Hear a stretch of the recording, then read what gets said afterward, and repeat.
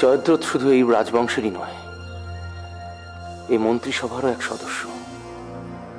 কিন্তু এই আগ্নেয়গিরির দিকে গেলে তোমার তো প্রাণ সংশয় হতে পারে, তাহলে গোটা দেশটার কি হবে একবার ভেবে দেখেছো? সেসব ভাবার বোধহয় আর এখন আর সময় নেই রাজিমা। মহারাজ,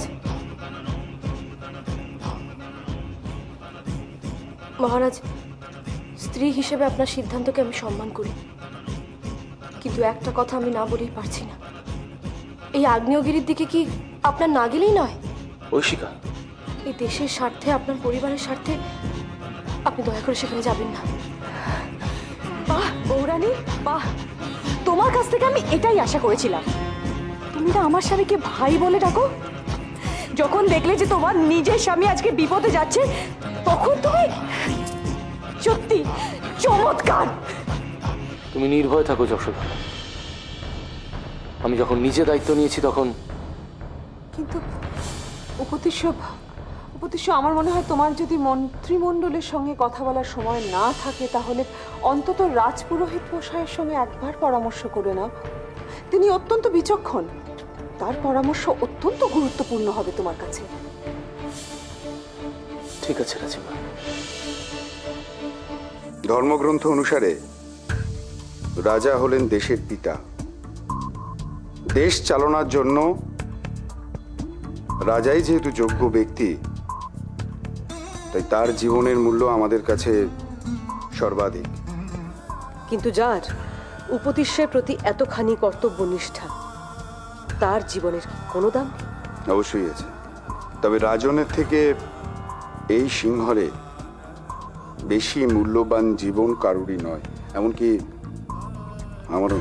আপনারা সবাই মিলে এইভাবে আলোচনা চালিয়েই যান, কিন্তু তাতে আমার স্বামীকে ফিরে পাবো বলে অন্তত আমার মনে হয় না। তাই যা করা সেটা আমাকেই করতে হবে। মাসুমা, শেষ পর্যন্ত কোনো লাভ হবে বলে তো মনে হচ্ছে না। আমরা বোধহয় বৃথা চেষ্টা করে চলেছি। আমিও যাই এখান থেকে। এই তো সবটা বুঝে ঠিকঠাক চাল দিচ্ছিলেন, হঠাৎ এরকম অধৈর্য হয়ে পড়লে কেন?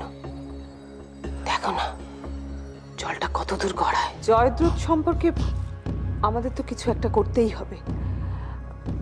আপনি এখন বলুন কি করা যায়। আপনি কি একবার আচার্যদেবকে জিজ্ঞেস করে নেবেন? দেখুন, আচার্যদেবের সাথে আমার এ ব্যাপারে কথা হয়েছে। উনি স্পষ্টই বলেছেন যে রাজনীতির বিষয়ে কোনো কথাই উনি বলবেন না, তবে শাস্ত্রমতে যা যা করণীয় সে কথা উনি বলেছেন, এবং সেটা আমি আপনাদের বলেছি কিছুক্ষণ আগে। খনা আর জয়দ্রথ দুজনেই আমাদের কাছে গুরুত্বপূর্ণ, কিন্তু যদি জয়দ্রথের ব্যাপারে কোনো সঠিক সিদ্ধান্ত না নেওয়া হয়, তাহলে মহারাজের ভাবমূর্তি নষ্ট হতে পারে। কিন্তু এখন কি করা যায়? আমি বলতে চেয়েছি, রাজকুমারীকে উদ্ধার করে আনার কাজ বন্ধ করার সিদ্ধান্তটা ভুল। তোমার এই কথা কেন মনে হচ্ছে?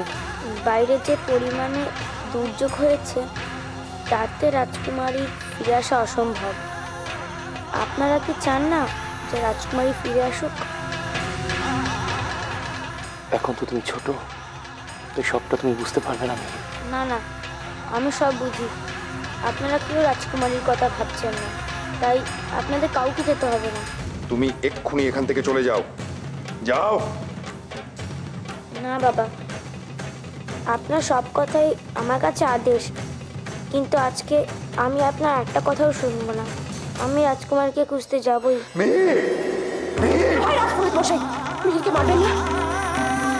আমি রাজা হয়েও এ তো বলতে বাধ্য হচ্ছি যে মিহিরের সাহস দেখে আমি হতবাক হয়ে গেছি। আপনার স্ত্রী রত্নগর্ভা।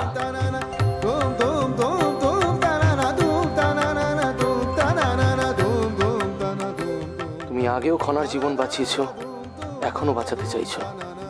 তোমাকে প্রশংসা করার আমি ভাষা খুঁজে পাচ্ছি না। সবাই যখন বাইরে যেতে ভয় পাচ্ছে, তুমি খনাকে বাঁচানোর জন্য বাইরে যেতে চাইছো। কিন্তু আসল কথা হলো, রাজকুমারীর কি হবে? আমি কাউকে খুঁজতে যেতে পারি?